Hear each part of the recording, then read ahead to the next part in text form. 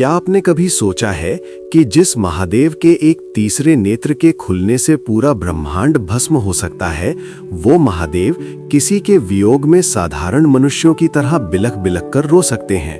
हम अक्सर उन्हें देवों के देव के रूप में देखते हैं, लेकिन आज मैं आपको महादेव के उस रूप की कहानी सुनाऊंगा जो आपने पहले कभी नहीं सुनी होगी।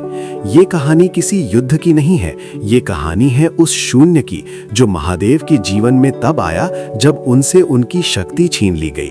तैयार हो जाइए एक ऐसी यात्रा के लिए जो आपको अध्यात्म और प्रेम के उस गहरे सागर में ले जाएगी जहां शिव और सती एक हो जाते हैं। सती का त्याग और महादेव का सन्नाटा। दक्ष के यज्ञ कुंड में जब माता सती ने अपनी देह की आहुति दी तो उस क्षण केवल सती का शरीर नहीं जला था, बल्कि कैलाश का वो सुकून भी जलकर राख हो गया था। जैसे ही ये समाचार महादेव तक पहुंचा, पूरा ब्रह्मांड कांप उठा। वीरभद्र प्रकट हुए, यज्ञ विध्वंस हुआ और दक्ष का अहंकार चकनाचूर कर दिया गया। लेकिन असली कहानी तो इसके बाद शुरू होती है। क्रोध शांत होने के बाद जो बच गया था वो था असीम खालीपन। महादेव जो स्वयं काल हैं, जो समय के स्वामी हैं, उस दिन समय की गति को भूल गए। उन्होंने सती के उस जलते हुए शरीर को अपने कंधों पर उठा लिया। देवताओं ने सोचा था कि महादेव तांडव करेंगे, सृष्टि का अंत करेंगे, पर महादेव ने जो किया उसने सबको स्तब्ध कर दिया। वो अंतहीन यात्रा। महादेव सती के पार्थिव शरीर को लेकर भटकने लगे। ना आंखों में क्रोध था, ना हाथ में त्रिशूल की चमक थी, तो बस एक अंतहीन खामोशी। वे पहाड़ों से गुजरे, जंगलों में भटके और उन रास्तों पर चले जहां कभी सती के पैरों की आहट गूंजती थी। कल्पना कीजिए, साक्षात परमेश्वर एक साधारण प्रेमी की तरह हवाओं से पूछ रहे थे कि उनकी सती कहाँ है। वे पत्थरों से बातें करते, वे नदियों के किनारे बैठ जाते और घंटों सती के चेहरे को निहारते रहते। ये दृश्य इतना करुणाजनक था कि प्रकृति ने भी अपना रंग बदल लिया था। फूल मुरझा गए, नदियां थम गईं और पक्षियों ने चहकना बंद कर दिया।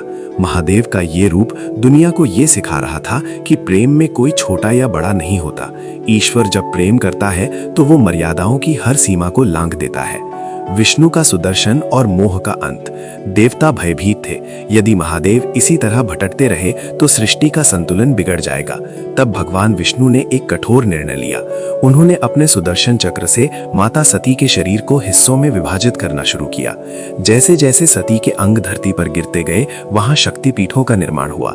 लेकिन महादेव को तो आभास ही नहीं था कि उनके कंधे का बोझ हल्का हो रहा है। जब अंतिम अंश भी गिर गया, तब महादेव ने अपनी आंखें खोली। उनके हाथ खाली थे।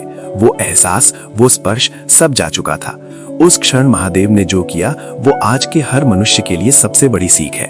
उन्होंने उस स्थान की मिट्टी उठाई जहां सती का अंतिम अंश गिरा था और उसे अपने पूरे शरीर पर मल लिया। जिसे दुनिया भस्म कहती है, वो महादेव के लिए सती का अंतिम आलिंगन था। उन्होंने वैराग्य को नहीं चुना, बल्कि प्रेम को वैराग्य का रूप दे दिया। यथार्थ और सीख। अक्सर लोग पूछते हैं कि शिव शव कैसे बन जाते हैं। इस कहानी में उत्तर छिपा है।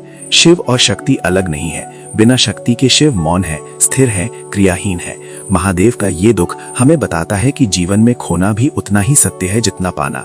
आज के इस दौर में जहां हम छोटे छोटे दुखों में टूट जाते हैं, वहां महादेव का ये रूप हमें सिखाता है कि महानतम पीड़ा को भी साधना बनाया जा सकता है।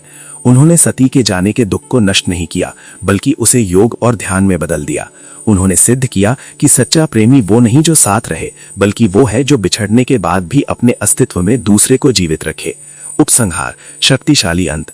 महादेव का ये रूप हमें याद दिलाता है कि हम सबके भीतर एक शिव है और एक शक्ति। जब हम अपने भीतर के प्रेम को पहचान लेते हैं, तब हमें किसी बाहरी सहारे की जरूरत नहीं पड़ती। महादेव की ये अनकही गाथा हमें प्रेम की पराकाष्ठा सिखाती है। अगर आज महादेव की इस पीड़ा और उनके प्रेम ने आपके दिल को छुआ है, तो अपनी आंखें बंद करें और उस दिव्य ऊर्जा को महसूस करें। कमेंट में हर हर महादेव लिखना सिर्फ एक शब्द नहीं, बल्कि उस अनंत प्रेम के प्रति आपकी श्रद्धांजलि होगी। इस कहानी को अपनों के साथ साझा करें ताकि हर कोई महादेव के इस अद्भुत और मानवीय स्वरूप को जान सके। मिलते हैं अगली कहानी में, तब तक के लिए सत्य ही शिव है।